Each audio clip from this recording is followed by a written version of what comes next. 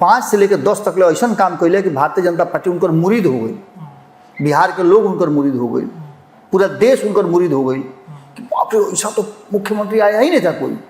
ये तो बुझा रहा है कि बिहार को ऐसा बदल देगा ना कि फिर बिहार में सोना का शहर हो। जैसे हम सपोर्ट कैले रही लालू प्रसाद के, वैसे ही लालू प्रसाद हमरा के सपोर्ट कर दी हैं नरेंद्र मोदी के उखाड़ कबाड़ करे में। लेकिन यह तो एक से एक खिलाड़ी लाल बुझक्कड़ जब प्रधानमंत्री उनका विरुद्ध बना रहे चुनाव हम पे नरेंद्र मोदी कैसे जीतो? कारण कि नरेंद्र मोदी जितना बात वादा कैले हम सब वादा पूरा कर रहे। दूसर का चीज कि नीतीश कुमार कुछ दिन अलगा होकर के भारतीय जनता पार्टी के छूट दे दिले कि जितना एजेंडा हम रोकले रही तो लोग के राम मंदिर पर ना बोले थे, लेकिन यह तो खेल दूसर हो गई। नीतीश कुमार डैमेज हो गए, लेकिन उतना अंक आ गई जितना से सरकार बनावल जा सकला। तो नीतीश कुमार जब कमजोर भले तो फिर अपन रणनीति वजह से शुरू कर दिले। पहला तो चिराग पासवान के पार्टी तोड़ना, बदला ले लेना। दूसरा का ये तो सब कुछ हो गई। नीतीश कुमार आ गए, 2020 के चुनाव हो गए, 2022 हो गई, 2024 हो गई। अब नीतीश कुमार आ गए 2024 के चुनाव के बाद वाला स्थिति में।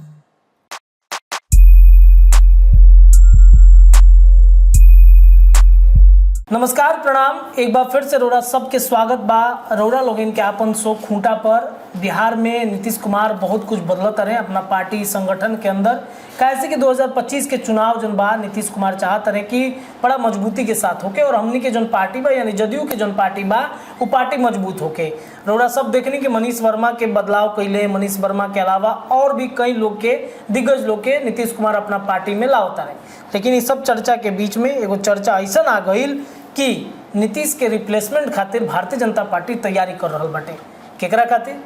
उपेंद्र कुशवाहा से लेकर चिराग पासवान, जीतन राम मांझी, प्रशांत किशोर और एक और नाम अब जुड़ गई बा RCP सिंह के। नीतीश कुमार के कभी बेहद करीबी और अब बेहद धुरंधर दुश्मन कहल जाओ उनकरा के उ आ गई बने। ए विषय पर खुटा ठोकाई कि कुशवाहा, RCP, प्रशांत, मांझी और चिराग नीतीश के रिप्लेसमेंट के हो गई जुगाड़। का वाकई में लोग नीतीश के रिप्लेसमेंट बाटे बाबा? अब हम हिसाब लिखत रहनी है। पहले तो हेरा से अभिनंदन गोड़ लगते रुआ लोग के हिसाब किताब लिखत रहनी है कि नीतीश कुमार कब कब ऐसा माहौल पैदा कैले उनका के रिप्लेस करे खातिर लोग सोचल। पहला आयल तो रिप्लेस करे के जो सोचल गई तना घड़ी रिप्लेस वो अपने से हो गए 2000 में। 2000 में जब नीतीश कुमार मुख्यमंत्री के कुर्सी पर पहुँचले तो संख्य न जुटल, ढेर दिन ना रहा। हाँ, चाबी लेके फरार ना हो तो ई लेके भाग रहनु रामविलास पासवान। रामविलास जी चाबी लेके फरार हो गए, अभी मुंह ताकते रह गए। लास्ट में जाकर के भारी मन से इस्तीफा दिले और राबड़ी देवी फिर से मुख्यमंत्री बन गई। लेकिन ओकरा बाद 2005 में भी पहिलका उड़ान में लगभग वह बात भइल, लेकिन दूसरका उड़ान में ई अपन गद्दी प्राप्त कर ले और अटल बिहारी वाजपेयी के कृपा पात्र होने के चलते इनका के बिहार के मुख्यमंत्री की कुर्सी मिल गई। भारतीय जनता पार्टी इनका सपोर्ट में आके खड़ा हो गई कि भाई बहुत दिन हो गई, लालू के बनैलर नहीं है, उखाड़े वाला यह मरद बा।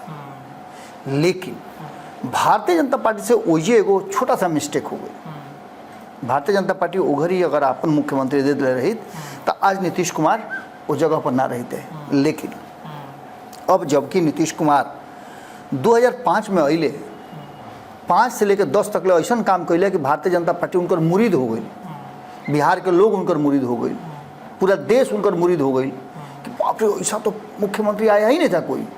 ये तो बुझा रहा है कि बिहार को ऐसा बदल देगा ना कि फिर बिहार में सोना का सड़क होगा। उखाड़ कबाड़ का एकदम इतना तेजी से काम को शुरू कई है कि भ्रष्टाचारी के तुरंत जेल में डालना, भ्रष्टाचार से जो संपत्ति अर्जित भइल बा ओकरा के अटैच करना सरकारी संपत्ति में।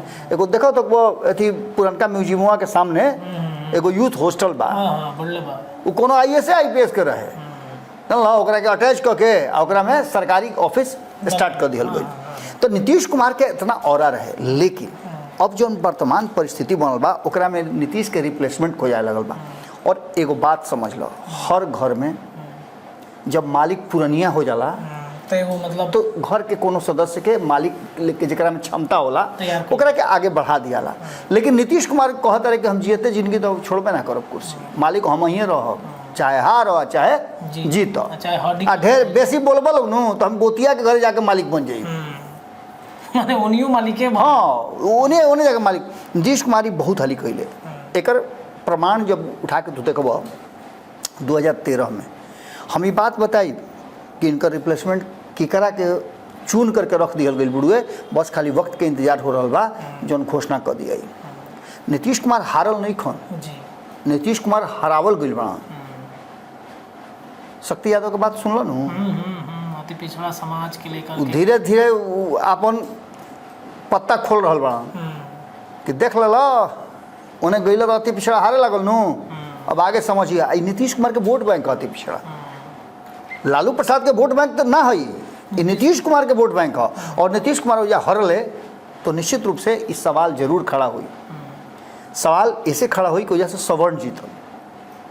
हालांकि इहो बहुत बड़ा सवाल नहीं है, ये अभी भी भारतीय जनता पार्टी के फायदा के चीज़ बा कि सवर्ण जौन बा वो नाराज जरूर बात निमनी नीतीश कुमार के साथ है अहिला से भाजपा से, लेकिन अभी अपन जगह छोड़ले नहीं है बीजेपी के साथ। ऐसा स्थिति जौन बा अब बार बार तो सुन लो, देखो पूरा मीडिया जगत में राजनीतिक हल्का में पूछा जा रहा कि शंकर सिंह केने जी हैं, सिक्का उछाल के फैसला होता।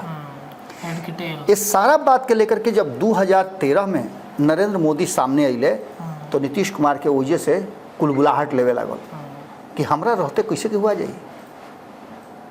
और यही से झमेला शुरू भइल, जना झमेला के नीतीश कुमार अच्छा तरह से समझ गई रहन कि मौका बा नरेंद्र मोदी के सामने खड़ा होके के, अगर खड़ा हो गई नहीं अब विद्रोह कर देनी, अब पूरा विपक्ष हमरा के सपोर्ट कर दिहल तो एक तीन उड़ाने तीर। नरेंद्र मोदी और एनडीए से बाहर होके के पीछे कारण रहे नीतीश कुमार के, कि नीतीश कुमार के बुझा गई रहे कि जैसे हम सपोर्ट कैले रही लालू प्रसाद के, वैसे ही लालू प्रसाद हमरा के सपोर्ट कर दी हैं नरेंद्र मोदी के उखाड़ कबार करे में। लेकिन यह तो एक से एक खिलाड़ी लाल बुझक्कड़, जब प्रधानमंत्री उनका विरुद्ध बनावे के तैयारी शुरू भइल तो केहू नाम सामने ना रखल। तब तक राहुल गांधी वाला चिट्ठी से अयोग्य घोषित हो गई रहन लालू प्रसाद, तो कहले कि हम ना तो केहू ना खेलब ना खेले देव, खेलबे बंडोल कर देव। वह स्थिति भई। नीतीश कुमार बहुत प्रयास कैले कि संगठन बना करके, गठबंधन बना करके और नरेंद्र मोदी के विरुद्ध एक मजबूत लड़ाई लड़ जाओ, लेकिन वो गठबंधन ना बनल। कांग्रेस के लागत रहे कि नरेंद्र मोदी हवाई बाड़ी, इनका से का होके के बाद कथनी या करनी में बड़ी अंतर होला। हम तो ढेर काम कैले बनी 10 साल में, मनमोहन सिंह ऐसा आदमी के हम प्रधानमंत्री बना के चल बनी 10 साल, लेकिन ये गलती हो गई। और नीतीश कुमार ये बात समझ गए। नीतीश कुमार के जब प्रधानमंत्री के उम्मीदवार ना बनावल गई तो वो अलग से चुनाव लड़ले, और नतीजा सबके पता बा, ओकरा के बतावे के जरूरत नहीं है। लेकिन एजा से नीतीश कुमार के दोसर रणनीति शुरू हो गई। एक रणनीति खत्म होला तो सरकार नीतीश के शुरू हो जाला अगला चुनाव खातिर। वो समझ गए कि अब एजा अकेले चना भाड़ ना फोड़ी, एकरा में और कुछ जोड़े के पड़ी। लालू प्रसाद से दोस्ती कर ले, वो दोस्ती 2015 में भई, और वो दोस्ती के नतीजा तो देखला का भई, भारतीय जनता पार्टी के बिहार के सत्ता से दूर रखल गई। लेकिन ये प्लान 1 रहे, विधानसभा में भारतीय जनता पार्टी के ये एहसास करावे के रहे कि तू बड़ तो हमहू बड़, देखा तू उन्हें प्रधानमंत्री बनल तो देखा इन्हें तारा बिना हम मुख्यमंत्री बन गई। ये नीतीश कुमार के रणनीति के हिस्सा हो, और यही चलते नीतीश कुमार 18 साल से टिकल बढ़े। एकरा जब आगे स्टेप में जइब तू तो नीतीश कुमार के बाद बुझा गई कि ओहो हो ये तो जीत गई नहीं। अब लोकसभा के चुनाव हम बे नरेंद्र मोदी कैसे जीतब, कारण कि नरेंद्र मोदी जितना बात वादा कैले रहन सब वादा पूरा कर लगले। दूसर का चीज़ कि नीतीश कुमार कुछ दिन अलगा होकर के भारतीय जनता पार्टी के छूट दे दिले कि जितना एजेंडा हम रोकले रही तो इन लोग के राम मंदिर पर ना बोले दे, धारा 370 पर ना बोले दे, वो सारा तहनी के जल्दी जल्दी करो सो हमारा हल बनी ना होला। कभी देख नहीं घर में झगड़ा लड़ाई उड़ाई लैया कह के आवलन स तो देखो होता है लैया के बार फोड़ दिलस तो अपना लैकबा के 2-4 तबला के मार के घर में खदेड़ दियाला, एक जान मार दे आज हम सारा गुस्सा ओकरे पर निकाल जाए। नीतीश कुमार कहले कि भाई हमारे असही बदनामी हो रहा बा कि हम भारतीय जनता पार्टी के साथ बानी और भारतीय जनता पार्टी के कॉम्युनल लोग के साथ बानी, जबकि सेकुलर मिजाज के हम बानी। हट करके और भारतीय जनता पार्टी वो 4 साल में अपन जितना एजेंडा रहे ओकरा के पूरा कर दिलस। ओकरा बाद नीतीश कुमार 2017 में फिर से वापस भइले, कारण कि उनका पता रहे कि अगर लोकसभा के चुनाव में वो भारतीय जनता पार्टी के से हट के लड़ता रहे तो तब के 4 गो आई रहे, 2 गो आई रहे, और के लिए 1 को ना आई। और ऐसा में उनका लगे मौका भी रहे नरेंद्र मोदी के ई समझावे के, भारतीय जनता पार्टी के समझावे के कि हम अगर चाह तो तू सत्ता में बिहार के आ सकेला, अगर हमारी शर्त तरह मंजूर बा तो। शर्त मंजूर भइल, सत्ता में आ गई भारतीय जनता पार्टी और नीतीश कुमार के 2019 में फिर से अपन रणनीति काम कर गई। एक बाद रणनीति आगे के 2019 के रणनीति जब कारगर हो गई तो 2020 के रणनीति बनावे के रहे। यही जो नीतीश कुमार अपना हिसाब से उनका इस समझ में आ गई रहे कि अगर चिराग पासवान रहत रहे गठबंधन में और 40 गो सीट मांग रहा बड़न, अगर 35 गो सीट दे दिया और कहीं अगर 28-29 को जीत के आ जाता रहे तो हमार पूछ कहाँ रही। 80 गो सीट अभी बा, 80 गो जुगाड़ करके पूरा हो गई बनू, एमे से 25 गो सीट और जोड़ दो तो सरकार के कर बन गई, बन जाई। निश्चित रूप से कुछ लोग के इन्होंने से जोड़ घाट कह के आ कुछ लोग तोड़ फोड़ कह के सरकार बन जाई। अब ऐसा स्थिति में नीतीश कुमार के रणनीति रहे कि चिराग पासवान के जैसे बाहर कर दो और उनका बुझात रहे कि डैमेज हम थोड़े हो, चिराग पासवान के हटला से हम डैमेज ना हो, भाजपा डैमेज नहीं हुई। लेकिन या तो खेल दूसर हो गई, नीतीश कुमार डैमेज हो गए लेकिन उतना अंक आ गई जितना से सरकार बनावल जा सकला। तो नीतीश कुमार जब कमजोर भले तो फिर अपन रणनीति वजह से शुरू कर दिले। पहला तो चिराग पासवान के पार्टी के तोड़ना, बदला ले लेना। दूसर का भारतीय जनता पार्टी के ये वादा पहले ही करा रहन कि मुख्यमंत्री हम ही रहब, तो सारा स्ट्रेटजी उहे बनावत रहन। जैसे देखले कि भारतीय जनता पार्टी के नेता टुकटुकाए लगले और भारतीय जनता पार्टी एक नया सिस्टम से नीतीश कुमार के साथ जुड़ल, जना पुरनका लोग के बाहर कर दियल गई। अब की हाली देखले कि जितना पुरनका रहो में से कुछ लोग के छाट छूट के ले आवल गई। जैसे ही बात नीतीश कुमार के समझ में आई तो कहले कि हाँ ये झटका हो गई हमारा संग, मुख्यमंत्री तो हम बानी लेकिन है हमारा फिर चारों ओर से सेना खड़ा करके हमरा के घेरल गई बा। बस वजह से फिर झटका दिले 2022 में अलग भइले और अलग भइला के बाद देखबे कैले कि का भइल। फिर जब ही संगठन बनौले नरेंद्र मोदी के हरावे में असफल बुझैले और चाहत रहन कि उनका के प्रधानमंत्री के उम्मीदवार बनाओ जाओ, फिर वह कहानी रचा गई। नीतीश कुमार के केहू भाव ना देवे लागल। नीतीश कुमार कहले कि अच्छा फिर पलट के चले गए। भारतीय जनता पार्टी के भी बिहार में 40 गो सीट के नजर आवत रहे और ये 40 सीट ना नजर आवत है, भारतीय जनता पार्टी के नजर आवत रही 162 गो सीट, जो की तरह याद हो कि डे 1 से हम कहत रही कि नीतीश कुमार जौना तरीका से गठबंधन बनावता रहे 162 सीट पर भारतीय जनता पार्टी के डैमेज करी है। अगर 50% सीट भी ले आ देता रहे तो एक मतलब बढ़ुए कि नरेंद्र मोदी के सत्ता पर ना जाए दी है, बेदखल कर दी है। अब इस सारा बात के अगला स्टेप पे लेकर चला, ये तो सब कुछ हो गई। नीतीश कुमार आ गए, 2020 के चुनाव हो गए, 2022 हो गई, 2024 हो गई। अब नीतीश कुमार आ गए 2024 के चुनाव के बाद वाला स्थिति में। अब एजा से नया कहानी का रचाई का नीतीश कुमार पहले जैसे पाला बदल के चुनाव लड़ने वाले वैसे लड़ी हैं का 2015 के तरह नीतीश कुमार फिर से पाला बदल के, और चूंकि बिहार के चुनाव बा तो देखा तारे कि 30% वोट होने बा तो का उन्हें कूद के चल जी हैं ई सोच के कि सीट से नहीं के समझौता में हमारा कम सीट मिली और कि तो चिरागो के ना भगा सकिले, कुशवाहा के भी ना भगा सकिले, माझी के ना भगा सकिले, तो नरेंद्र मोदी के साथ बोलो सब लोग साथे बा। तो ऐसा ना होके कि कहीं हमारा कम सीट आ गई तो फिर हमरा के झटका मत दे दो सब। ये चलते नीतीश कुमार कोई ना कोई नया रास्ता जरूर निकली हैं और ये रास्ता के और नीतीश कुमार के मन के बाद पढ़ गई बा भारतीय जनता पार्टी। अब एजा से नया रिप्लेसमेंट के तैयारी शुरू होता। कुछ सवाल रहता है, सवाल ये रहे कि प्रशांत किशोर के लेकर के जो चर्चा उठल बा का वो रिप्लेस करिए नीतीश कुमार के, कि चिराग पासवान या फिर आरसीपी के भारतीय जनता पार्टी खड़ा कर रहल बा कि भाई नीतीश के हटाए के बाद जो कहानी 2020 में रचल गई रहे वो कहानी का फिर से रचल जाई ओकरा के 2024 के चुनाव के बाद तुरंत मैंने एकदम ठीक ओकरा पैरेलली माँ कह सकेला एगो उपचुनाव भइल। 2 दिन पहले रिजल्ट आई।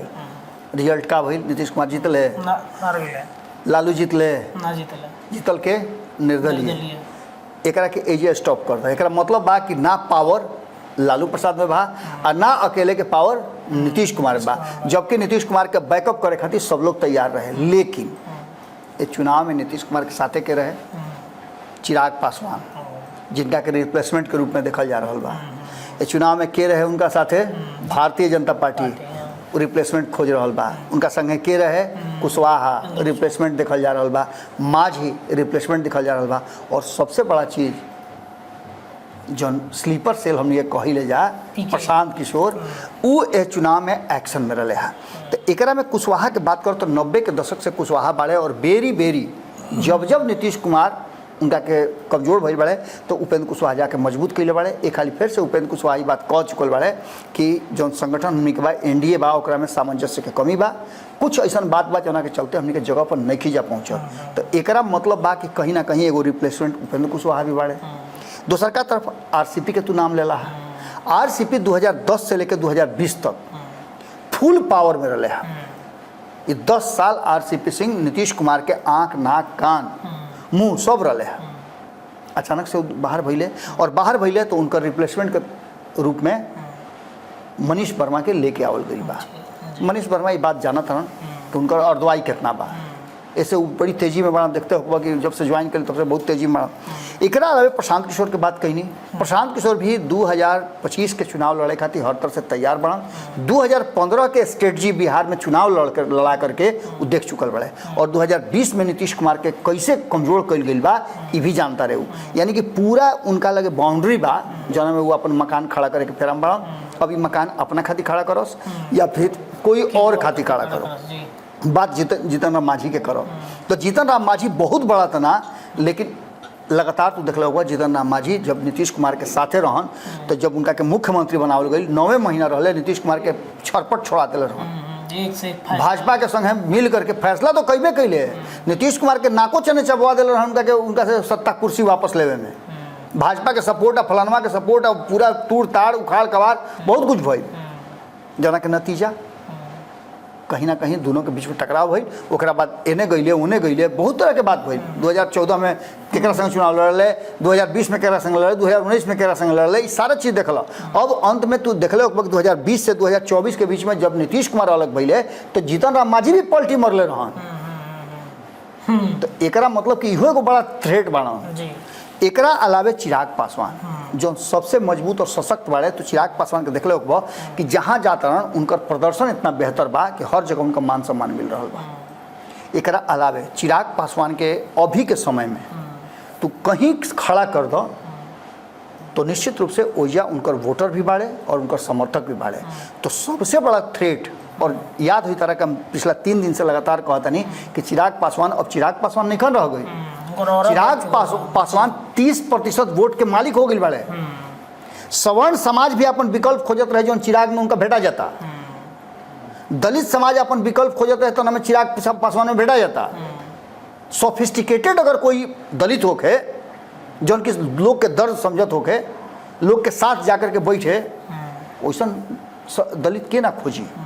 रामविलास पासवान यह करते रहे हैं कि कोई के अपना दरवाजा पर से वापस ना भेजत रहे। तो ऐसा स्थिति में नीतीश के रिप्लेसमेंट के जुगाड़ भारतीय जनता पार्टी में कह दिले बा। एमें सबसे बड़ा जुगाड़ जो तू शुरू में कहला है आरसीपी प्रशांत मांझी ये 2 गो जन बनन। अच्छा, ये 2 जने के इस स्लीपर सेल के रूप में काम करी हैं। और तू जान तरह के जब छापामारी युद्ध होला न तो ज़्यादा कारगर होला, सामने वाला के पता भी ना चले और घाही हो जाला।